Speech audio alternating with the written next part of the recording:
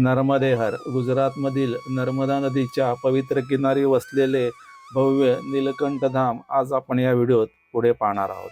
प्रवेश करताच समोर दिसतात भव्य हत्तींच्या या मूर्त्या आणि यावरूनच या मंदिराची भव्यता लक्षात येते।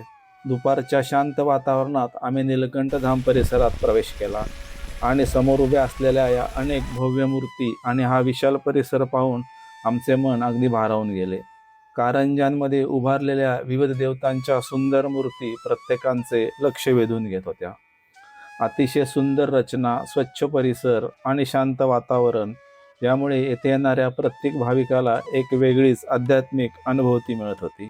येथे असलेली लहान मोठे मंदिरे आणि गोमुखातून सतत पडणारे पवित्र पाणी या ठिकाणचे धार्मिक महत्त्व आणखीनच वाढवत होते। तर चला मंडळी, या व्हिडिओत पाहूया नीलकंठ धाम मधील भव्य मूर्ती, सुंदर मंदिरे आणि निसर्गरम्य परिसर।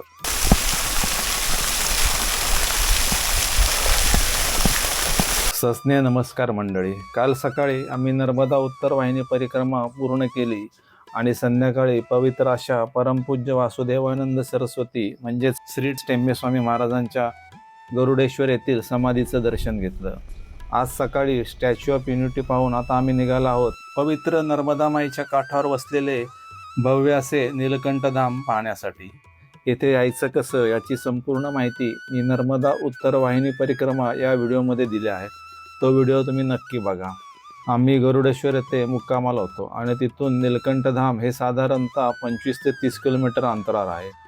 हे नीलकंठ धाम पोईच्या या गावात येते। इथं बडोद्यावरून तुम्ही देखील येऊ शकता। बडोद्यापासून हे ठिकाण साधारणतः 60 किलोमीटर अंतरावर आहे आणि बडोद्यावरून इथं येण्यासाठी बसची तसेच खाजगी गाड्यांची पण चांगली सोय आहे, त्यामुळं इथं तुम्हाला पोचणं तसं सोपं आहे। या भव्य मंदिराची निर्मिती स्वामीनारायण गुरुकुल राजकोट या संस्थेद्वारे करण्यात आली आहे आणि या मंदिराचे बांधकाम 2013 साली पूर्ण झाले आहे। तेव्हापासून हे ठिकाण भाविकांसाठी एक प्रमुख आकर्षण बनलेले आहे। साधारणतः अर्धा तासाच्या प्रवासानंतर आम्ही नीलकंठ धाम येथे पोहोचलो। येथे मोठ्या प्रमाणात येणाऱ्या भाविकांची सोय लक्षात घेऊन येथे अशी पार्किंगची भव्य अशी मोठी व्यवस्था करण्यात आली आहे। या ठिकाणी मंदिर पाहण्यासाठी प्रति व्यक्ती 10 रुपये तिकीट आहे। तर चला मग आधी तिकीट काढू आणि या नीलकंठ धामच्या भव्य परिसरात प्रवेश करूया।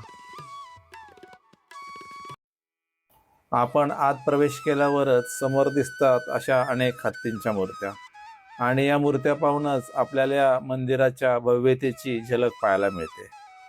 चला आता आपण आत जाऊया। आधी आपण मंदिराच्या बाहेरील बाजूस असलेल्या वेगवेगळ्या सुंदर अशा मूर्त्या पाहणार आहोत। नीलकंठ धामचे भव्यता पाहिलं की क्षणभर असं वाटतं जणू आपण एखाद्या भव्य अशा पौराणिक सिनेमाच्या सेटवर आलेलो आहोत। खूप सुंदर, अप्रतिम। समृद्धी आणि मांगल्याचे प्रतीक मानला जाणारा मोठा कलश येथे आहे बघा। इथे भगवान रामाची अत्यंत आकर्षक मूर्ती आहे। ही आहे श्रीकृष्णाची सुंदर मूर्ती। भगवान श्रीकृष्णाच्या जीवनावरील महत्त्वाचे प्रसंग मूर्तींच्या स्वरूपात येथे जिवंत करण्यात आले आहेत, ते आपण पुढे पाहणार आहोत।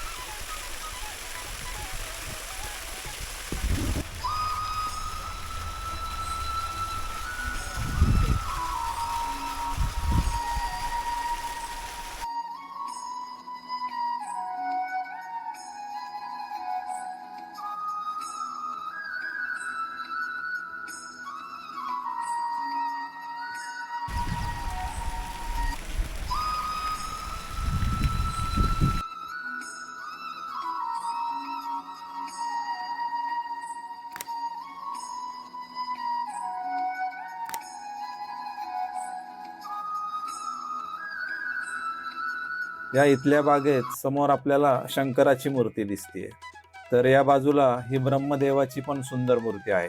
राजस्थानमधील पुष्करमध्ये ब्रह्मदेवाचे प्राचीन मंदिर आहे, त्याचा व्हिडिओ आपल्याला चॅनलवर पाहायला मिळेल, तो नक्की बघा। दुपारचे 2 वाजले होते, ऊनही खूप होतं, त्यामुळे आम्ही आधी इथल्या नीलकंठ प्रसादममध्ये जाऊन जेवण करण्याचा निर्णय घेतला। या बोर्डवर तुम्हाला प्रसादममध्ये काय काय मिळतं हे लिहिलेलं आहे। हा मोठा आणि असा प्रशस्त हॉल आहे। येथे तुम्हाला आहे ना स्नॅक्स, चहा, coffee, milkshake, ice cream, kulfi, cold drink, ताक, लस्सी, चाट आणि जेवण असं सर्व आहे ना अगदी माफक दरात मिळतं। या प्रसादांमध्ये आम्ही थाळीचा आस्वाद घेतला आणि विशेष म्हणजे ही थाळी आम्हाला 70 रुपयाला मिळाली। या नीलकंठ धाममध्ये आराम करण्यासाठी हॉल आहे। आम्ही जेवण झाल्यामुळं आणि ऊन खूप असल्यामुळं थोडा वेळ इथं आराम केला। थोडा वेळ आराम केल्यावर सुमारे 4 वाजता आम्ही मुख्य मंदिराकडे निघालो।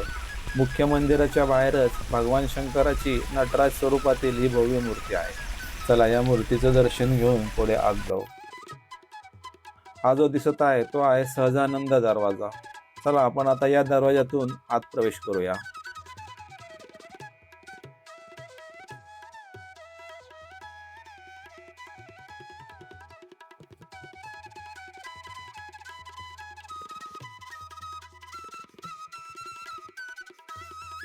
आत आल्यावर हे असं मोठं पटांगण लागतं आणि या पटांगणात ही अशी गरुडाची सुंदर मूर्ती पाहायला मिळते।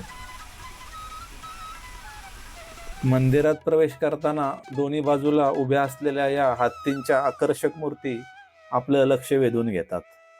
या मंदिरामध्ये आहे ना असं गोमुख स्नान करण्याची व्यवस्था आहे। आम्हाला आधी माहिती नव्हतं, नाहीतर आम्ही इथं कपडे घेऊन आलो असतो।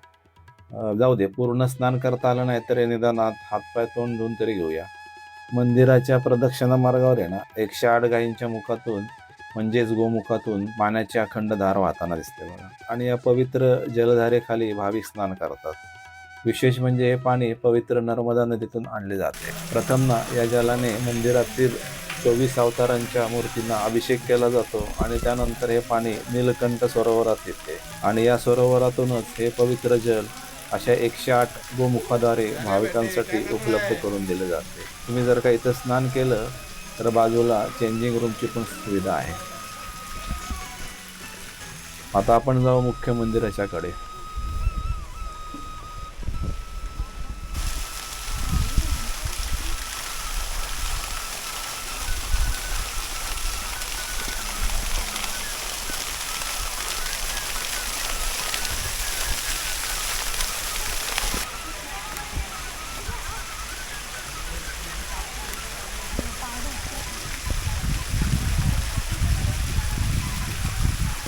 उन्हात या कारंज्यांच्या तुषारामुळे पावलांना आणि मनालाही एक वेगळाच थंडावा मिळत होता। खूप सुंदर, अप्रतिम।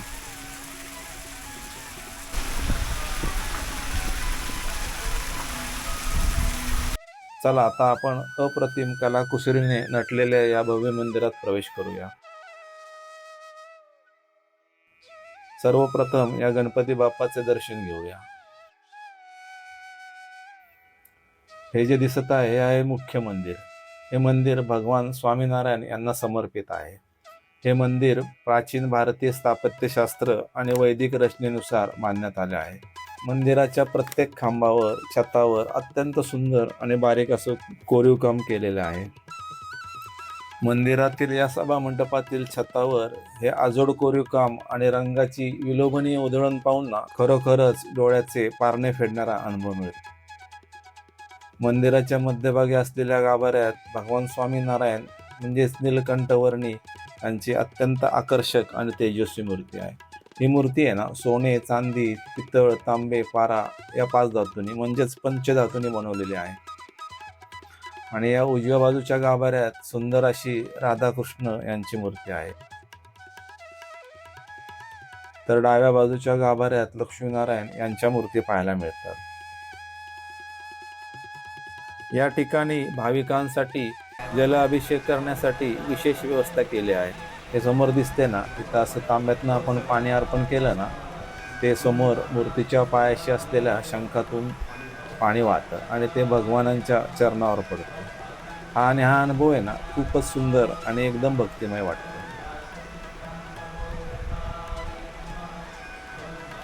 या मंदिराच्या मुख्य रचनेसाठी आणि बाहेरील भिंतीवरील कोरीव कामासाठी प्रसिद्ध असा गुलाबी वाळूचा दगड वापरण्यात आला आहे। रात्रीच्या वेळी संपूर्ण मंदिरावर रंगीबेरंगी LED दिव्याची रोषणाई केली जाते आणि गुलाबी वाळूच्या दगडावर पडणारा हा प्रकाश या मंदिराला आणखीन दिव्य आणि भव्य बनवतो। रात्रीच्या वेळी केलेली ही रोषणाई हे येथील खास आकर्षण मानलं जातं. विविध मूर्त्या आणि कारंजे रात्रीच्या प्रकाशात अधिकच जिवंत वाटतात. मुख्य मंदिराच्या उजवीकडे आहे हे बाल स्वरूपातील श्रीकृष्णाचे मंदिर. या मंदिराच्या दरवाजावर पण बघा ना, अत्यंत सुंदर अशी कलाकुसर केलेली आहे आणि मंदिरातील सभामंडपावर पण रेखीव कोरीव काम पाहायला मिळतं. मंदिराच्या मध्यभागी असलेल्या गाभाऱ्यात बाल स्वरूपातील श्रीकृष्णाची सुबक मूर्ती आहे. या मूर्तीचं वैशिष्ट्य म्हणजे बाल स्वरूपातील श्रीकृष्ण सुंदर झोपाळ्यावर विराजमान झाले आहेत आणि झोपाळ्याला खाली दोरी आहे. भाविक कृष्णाला प्रेमाने इथं झोका पण देऊ शकतात. उजव्या बाजूच्या गाभाऱ्यात धर्मदेवाची सुंदर मूर्ती आहे, तर डाव्या बाजूच्या गाभाऱ्यात श्री भक्तिदेवी यांची मूर्ती आहे. चला आता आपण डावीकडच्या मंदिरात जाऊया. मी महाराष्ट्रातील गड किल्ले फिरताना अनेक मारुतीची मंदिरे पाहिली आहेत, पण एवढं भव्य आणि सुंदर मारुती मंदिर मी पहिल्यांदाच पाहत आहे. चला आपण आज जाऊ आणि मारुतीरायाचं दर्शन घेऊ. या मंदिरातील छतावर पण अतिशय आकर्षक असं कोरीव काम केलेलं आहे, खूप सुंदर.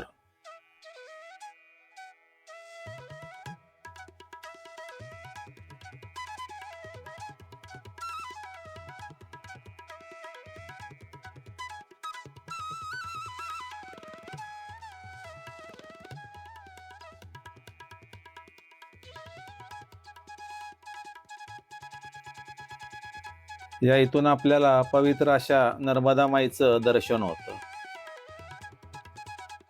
या मुख्य मंदिराच्या आसपास अनेक छोटी छोटी लहान मंदिरे आहेत. चला आपण आता या पाण्याच्या मधोमध असलेल्या महादेवाच्या मंदिरात जाऊ. या मंदिराच्या चारी बाजूनी पाणी असल्यामुळं हे मंदिर अधिकच सुंदर आणि आकर्षक दिसते. चला आज जाऊन महादेवाचं दर्शन घेऊया.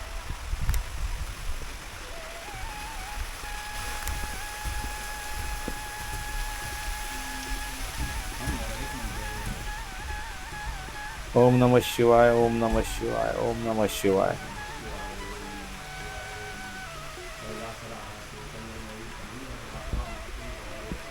मुख्य मंदिराच्या बेसमेंटमध्ये भगवान विष्णूचं शेषशाही रूपातील मंदिर अत्यंत कलात्मक पद्धतीनं साकारलेलं आहे.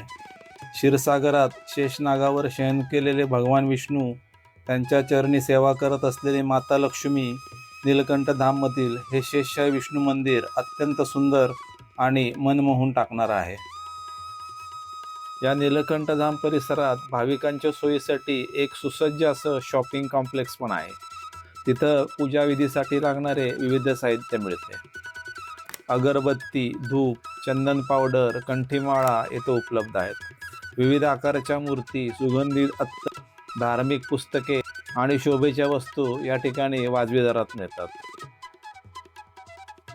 पार्किंगच्या बाजूला 2 इमारती दिसतात बघा. या 2 इमारतीमध्ये ना भाविकांच्या निवासासाठी अतिशय उत्तम आणि आधुनिक सोय करण्यात आली आहे. त्यामुळं तुम्ही 1 दिवसाच्या मुक्कामाला सुद्धा येऊ शकता. पवित्र नर्मदा माईच्या काठावर वसलेले हे भव्य नीलकंठधाम खरंच मनाला शांती आणि डोळ्याला आनंद देणारे ठिकाण आहे. आता नीलकंठधाम दर्शन येथेच संपूया. संध्याकाळी आपण जाणार आहोत स्टॅच्यू ऑफ युनिटी जवळ असलेल्या प्रसिद्ध शूलपाणी मंदिरात. तेथे संध्याकाळी नर्मदा मातेची सुंदर आरती होते आणि लेजर शो देखील तिथला पाहण्यासारखा असतो. तर हा प्रवास पुढे असाच चालू राहणार आहे. आपल्याला हा व्हिडिओ आवडला असेल तर लाईक करा, चॅनलला सबस्क्राईब करा. पुन्हा भेटू पुढच्या प्रवासात. धन्यवाद.